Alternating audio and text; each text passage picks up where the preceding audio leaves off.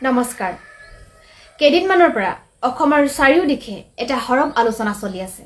প্ৰসংগটো হল ছোৱালীয়ে লৰাৰ দৰে তলপুন্ধ মাৰি চুৰিয়া পিন্ধি কান্ধত ঢোল লৈ হুঁচৰি পৰিবেশন কৰি বিহুৰ ঐতিহ্য আৰু পৰম্পৰা ভংগ কৰিছে মই কেইবাজনো ব্যক্তিৰ সমালোচনা শুনিলো তেওঁলোকে সমালোচনাত ছোৱালীয়ে হুঁচৰি পৰিবেশন কৰা কাৰ্যটো তীব্ৰ ভাষাৰে গৰিহণা দিছে তেওঁলোকে কৈছে যে অসমৰ ইতিহাসত বা বিহুৰ ইতিহাসত ছোৱালীয়ে হুঁচৰি পৰিবেশন কৰা উল্লেখ নাই ছোৱালীয়ে ছোৱালীৰ কাম কৰিব লাগে ছোৱালীয়ে লৰাৰ দৰে হাজি লৰাৰ দৰে হবলৈ যত্ন কৰিব নালাগে প্ৰত্যেকৰ নিজা নিজা কাম আছে তেওঁলোকে নিজৰ কামবোৰ কৰিব লাগে মই এই বিষয়টোৰ ওপৰত একেবাৰে চমুকৈ আৰু একেবাৰে সহজ সৰলকৈ বিশ্লেষণ এটা দাঙি ধৰিব খুজিছো মই কোনো বিশেষজ্ঞ নহয় মই কোনো পণ্ডিত নহয় নাইবা মই কোনো সমাজৰ আগশাৰীৰ নেতা নহয় কিন্তু মই মোৰ অধ্যয়নৰ জৰিয়তে পোৱা কিছুমান তথ্য আৰু মোৰ ব্যক্তিগত জীৱনৰ কিছুমান অভিজ্ঞতাৰ ভিত্তিতহে এই কথাখিনি ক'বলৈ ওলাইছো আৰু মই এটো জানো যে অধ্যয়নশীল লোকসকলে মই যিখিনি কথা ক'বলৈ ওলাইছো তেওঁলোকে এই কথাখিনি বহু আগতেই এই কথাখিনিৰ বিষয়ে বহু আগতেই জ্ঞাত আৰু যদি কোনোবাই মোৰ কথাখিনি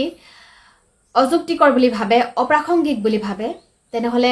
মোৰ যুক্তিসমূহ কৰ্তন কৰি যুক্তিৰে সমালোচনামূলক মন্তব্য আগবঢ়াব কোনেও যাতে অনৰ্থক কিছুমান মন্তব্য লিখি মোৰ কমেন্ট বক্সটো লেতেৰা নকৰে সামাজিক বিজ্ঞান বিষয়টোৰ প্ৰতি মোৰ আগৰ পৰাই ৰাপ আছিল আৰু মই ইতিহাসৰ ছাত্ৰী আছিলো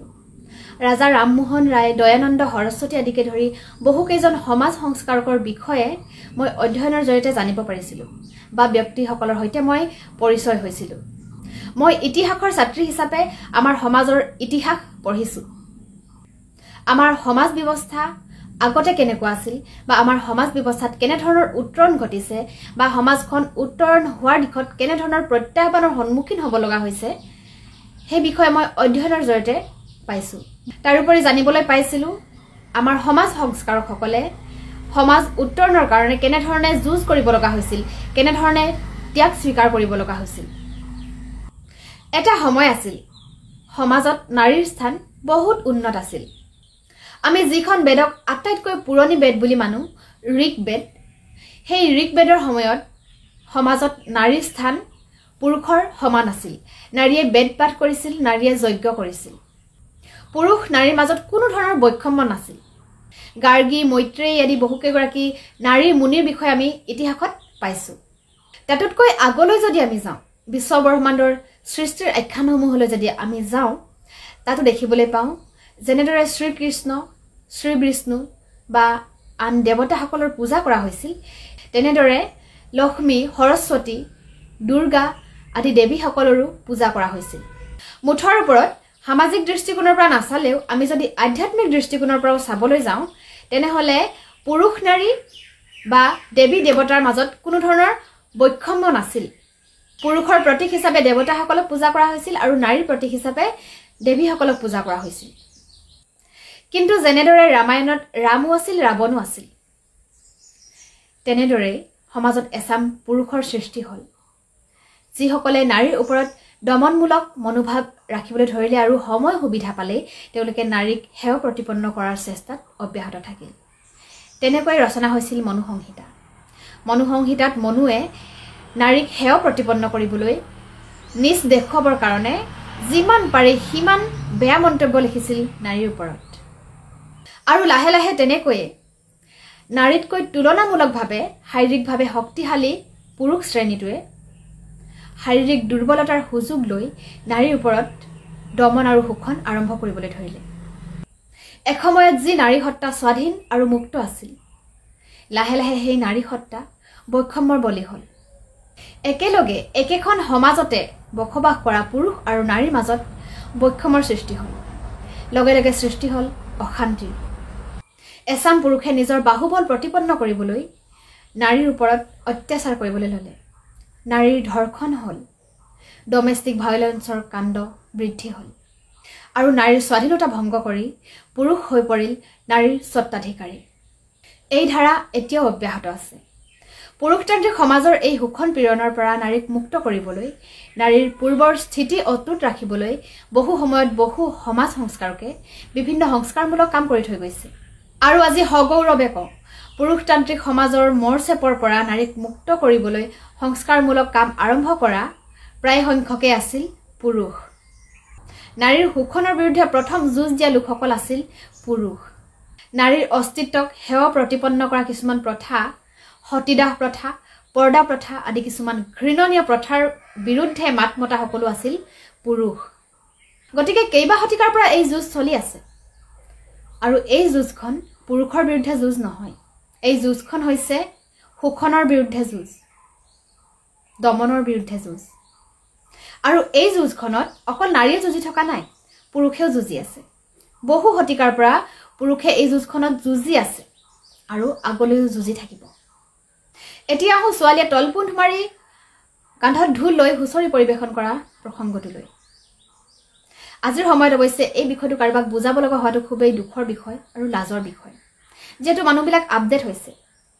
মানুহবিলাক অধ্যয়নশীল হৈছে, শিক্ষিত হৈছে। কিন্তু তাৰ মাজতো কিছুমান অশিক্ষিত লোক আছে, অধ্যয়নৰ প্ৰতি এলাহ থকা মানুহ কিছুমান আছে, যিবিলাক মানুহে কিছুমান অনৰ্থক কথাত হৈ হাল্লা কৰি আছে। বাৰু যি কি নহওক, ছোৱালীয়ে ল'ৰাৰ দৰে চুৰিয়া পিন্ধি তলপোন্ধ মাৰি কান্ধত ঢোল লৈ হুঁচৰি মৰাৰ পৰম্পৰা বিহুৰ ইতিহাসত নাছিল বুলি যিসকলে মন্তব্য কৰি আছে, তেওঁলোকৰ জ্ঞাতাৰ্থে জনাই থওঁ যে ইতিহাসত নাৰীয়ে অভিনয় কৰাৰ পৰম্পৰাও লিখা নাছিল। যেতিয়ালৈকে আইদেউ সন্দিকৈয়ে ৰূপকোঁৱৰ জ্যোতিপ্ৰসাদ আগৰৱালাৰ জয়মতী চিনেমাখনত অভিনয় কৰা নাছিল, তেতিয়ালৈকে কিন্তু সেই ইতিহাস নাছিল। আৰু আইদেউ সন্দিকৈয়ে ইতিহাস লিখি থৈ গৈছে। আৰু এই ইতিহাস পঢ়োঁতেও এজন পুৰুষে কিন্তু হাত উজান দিছে, সেইজন হ'ল আমাৰ জ্যোতিপ্ৰসাদ আগৰৱালা। ইতিহাস গঢ়ি থোৱা নাথাকে, ইতিহাস লিখিব লাগে, ইতিহাস ৰচনা কৰিব লাগে। এজনে মোক প্ৰশ্ন কৰিছিল, যদি ছোৱালীবোৰে চুৰিয়া পিন্ধি কান্ধত ঢোল লৈ হুঁচৰি মাৰে, তেনেহ'লে আমি ল'ৰাবোৰে কি মহিম খুৰাৰ দৰে মেখেলা চাদৰ পিন্ধি নৃত্য কৰিম নেকি? এই প্ৰশ্নটোৰ উত্তৰ মই দিছোঁ। এসময়ত পুৰুষে চাদৰ মেখেলা পিন্ধি হুঁচৰিত নাচনীৰ ভাও দিছিল। পুৰুষ নাচনীসকলে চাদৰ মেখেলা পিন্ধি নাচনী হৈছিল। মহিম খুৰাই বাৰু চাদৰ মেখেলা পিন্ধি কিছুমান হাঁহি উঠা কাম কৰে, সেইটো তেওঁৰ ব্যক্তিগত কথা। পুৰুষেও অলংকাৰ পিন্ধিব পাৰে, আগৰ দিনত ৰজা মহাৰজাসকলে পিন্ধিছে। পুৰুষেও কাণ ফুটুৱাব পাৰে, পুৰুষেও চুলি দীঘল কৰি ৰাখিব পাৰে, আগৰ দিনৰ ৰজা মহাৰজাবিলাকে কৰিছিল, দেৱ দেৱতাসকলে কৰিছিল। গতিকে ছোৱালীয়ে চুৰিয়া পিন্ধিলে ল'ৰাই মেখেলা চাদৰ পিন্ধিব লাগিব নেকি বোলা যুক্তিটো একেবাৰে অৰ্থহীন, একেবাৰে অমূলক। মেখেলাখন একো অপবিত্ৰ বস্তু নহয়। মেখেলা পিন্ধিলেই যে কাৰোবাৰ সন্মান নাশ হ'ব তেনেকুৱাও কথা নাই। যদি মেখেলা পিন্ধিলেই পুৰুষত্ব নাইকিয়া হৈ গ'লহেঁতেন, তেনেহ'লে পুৰুষসকলে অভিনয় কৰোঁতে মেখেলা চাদৰযোৰ পিন্ধি লক্ষ্মীৰ ভাও নিদিলেহেঁতেন।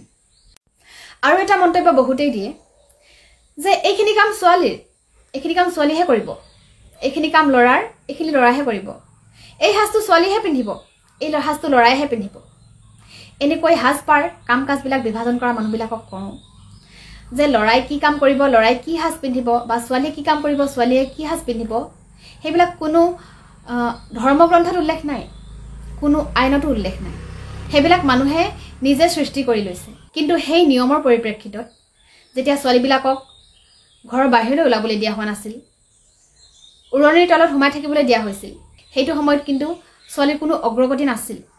না ছোৱালীয়ে খেলত অংশগ্ৰহণ কৰিব পাৰিছিল, না আন সামাজিক কামবিলাকত অংশগ্ৰহণ কৰিব পাৰিছিল, না শিক্ষা দীক্ষাৰ ক্ষেত্ৰত আগবাঢ়ি গৈছিল। আৰু যেতিয়া মানুহবিলাকে নিজৰ সুবিধা অনুসৰি কাপোৰ পিন্ধিবলৈ ল'লে, নিজৰ সুবিধা অনুসৰি কাম কৰিবলৈ ল'লে, তেতিয়া সকলো মানুহ সকলো দিশতে আগবাঢ়ি গ'ল।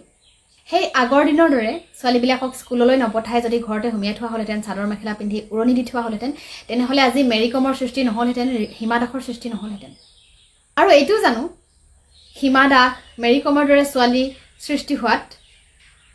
বহু পুৰুষৰ কিন্তু গাত জ্বলন পূৰণ হৈছে। কিন্তু সেই জ্বলি পুৰি মৰি থকাসকলে মেৰী কম নাইবা হিমা দাসক ঢুকি নাপায়গৈ। এটা সময় আছিল যিটো সময়ত ছোৱালীবিলাকক আগবাঢ়িবলৈ সুবিধা দিয়া হোৱা নাছিল। ঘৰৰ চাৰিবেৰৰ মাজতে কামসমূহ কৰি উৰণিৰ তলতে থাকিব লগা হৈছিল। সমাজৰ সংস্কাৰৰ এই যুঁজখনত নাৰী এতিয়া বহুদূৰ আগবাঢ়ি আহিছে।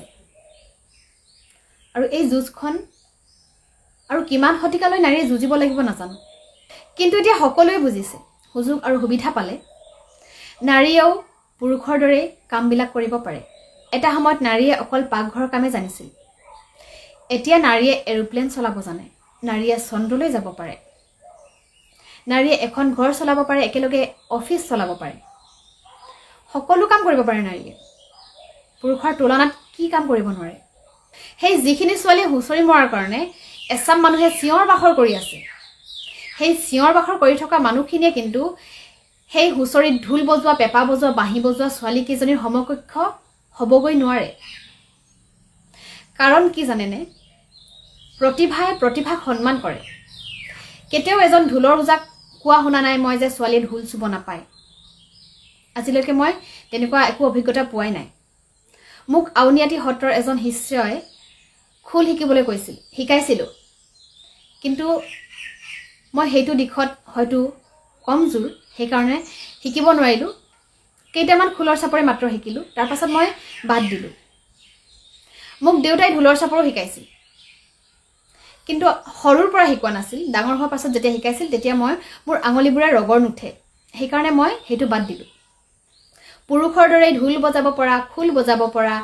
বাঁহী ডাম ছেট গিটাৰ হাৰমনিয়াম সকলো বজাব পৰা ছোৱালী আছে এতিয়া আৰু সেই বিভাজন নাই যে পুৰুষে এইটো কাম কৰিব পাৰে ছোৱালী এইটো কাম কৰিব নোৱাৰে তেনেকুৱা বিভাজন এতিয়া নাই ছোৱালী সকলো দিশত আগবাঢ়ি গৈছে এই যিটো বৈষম্য নাৰী পুৰুষৰ মাজত বহু শতিকা ধৰি চলি আছে সেই বৈষম্যটো নাইকিয়া কৰিবৰ কাৰণে বিভিন্ন ধৰণৰ প্ৰচেষ্টা লোৱা হৈছে বিভিন্ন ধৰণৰ আঁচনিও লোৱা হৈছে অকল নাৰী জাতিয়ে নহয় সমাজৰ কিছুমান পিছপৰা জাতি বা জনজাতি আছে যিবিলাক এটা শক্তিশালী জাতিৰ ওচৰত শোষিত আৰু পীড়িত হৈ আছে কেইবাটাও প্ৰজন্ম এনেকৈ চলি গ'ল কেইবাটাও প্ৰজন্মৰ শোষণ হ'ল আৰু উঠি অহা প্ৰজন্মটো যাতে এনেধৰণৰ শোষণৰ বলি নহয় তাৰ বাবে কিন্তু একেবাৰে প্ৰাথমিক পৰ্যায়ৰ পৰা ব্যৱস্থা লোৱা হৈছে প্ৰাথমিক বিদ্যালয়ৰ কিতাপবিলাক মেলি চাবচোন নাৰী পুৰুষৰ কামৰ মাজৰ বৈষম্যবিলাক দূৰ কৰিবৰ কাৰণে ল'ৰা ছোৱালীবিলাকৰ পাঠবিলাকত সেই যে ৰান্ধনি কামটোত আগতে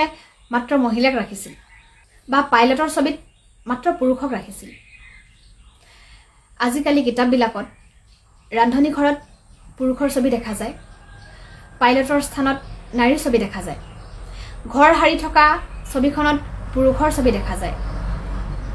প্লাম্বাৰৰ ছবিত নাৰীৰ ছবি দেখা যায় আজিৰ সময়তো মানুহে নাৰীৰ উপমা দিবৰ কাৰণে সতী জয়মতীৰ ফালে আঙুলি টুৱায় নাৰী মানে সতী হ'ব লাগিব কিন্তু মানুহে পাহৰি যায় যে মূলাগভৰো নাৰী আছিল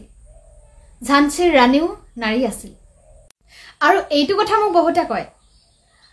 মই যেতিয়া নাৰীৰ এই যুঁজখনৰ সপক্ষে মাত এষাৰ দিওঁ তেতিয়া মোক বহুতে নাৰীবাদী কয় ফেমিনিষ্ট বুলি কয় কিন্তু মই নাৰীবাদী নহয় মই সমাজবাদী যোনেই মোক যি বুলি নাভাবক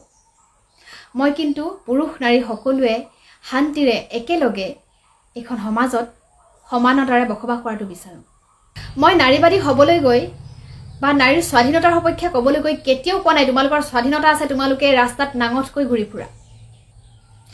বা নাৰীৰ স্বাধীনতা আছে তোমালোকে মদ খাই ৰাস্তাত হাল্লা কৰি ফুৰা কেতিয়াও নকওঁ সেই একেখন ৰামায়ণতে ৰামো আছিল সীতাও আছিল ৰাৱণো আছিল আৰু লগতে আছিল সুপৰ্ণখাও গতিকে ভাল বেয়া সেইবোৰ আমাৰ সমাজত থাকিবই যেনেদৰে একাংশ পুৰুষ আছে সমাজত বিষ বাষ্প বিয়পাই ফুৰা তেনেদৰে একাংশ নাৰীও আছে মই কওঁ নাৰীবোৰ আগবাঢ়া ভাল কামত আগবাঢ়া ভাল আদৰ্শেৰে আগবাঢ়া ঢোল বজোৱা খোল বজোৱা খেলা নাচা অভিনয় কৰা নিজৰ প্ৰতিভা বিকাশ কৰা যেনেদৰে এজন ল'ৰাই কৰিব পাৰে গতিকে মই কোনখিনিৰ সপক্ষে আছো কোনখিনিৰ বিপক্ষে আছো সেইখিনি বুজাই বুজিছে শেষত কওঁ বৈষম্যৰ শিকাৰ হোৱা এইটোৱেই শেষ প্ৰজন্ম হওক নহ'লে সমাজখন কেতিয়াও উত্তৰণৰ দিশত গতি কৰিব নোৱাৰিব আৰু সেই ছোৱালী হুঁচৰি দলটো তোমালোক আগবাঢ়ি যোৱা বহুত দূৰ আগবাঢ়ি যোৱা তোমালোক আৰু তোমালোকক দেখি বহু ছোৱালী আগবাঢ়ি আহক তোমালোকে কাৰো অন্যায় কৰা নাই কোনো অশ্লীল কাম কৰা নাই গতিকে যেতিয়া মানুহ সত্যত থাকে শুদ্ধৰ পথত থাকে তেনেহ'লে কাৰো সমালোচনাক ভয় কৰিবলগীয়া একো কথা নাই ছোৱালীয়ে তলপুন মাৰি চুৰিয়া পিন্ধি কাঁধত ঢোল লৈ হুঁচৰি মৰাৰ ইতিহাস নাছিল আৰু সেই ইতিহাস তোমালোকে ৰচনা কৰা বাকী চিঞৰি থকাসকলে চিঞৰি থাকক তেওঁলোকক বুঢ়া আঙুলি দেখুৱাই প্ৰতিগৰাকী প্ৰতিভাসম্পন্ন প্ৰতিভাশালী নাৰী আগবাঢ়ি যাওক ধন্যবাদ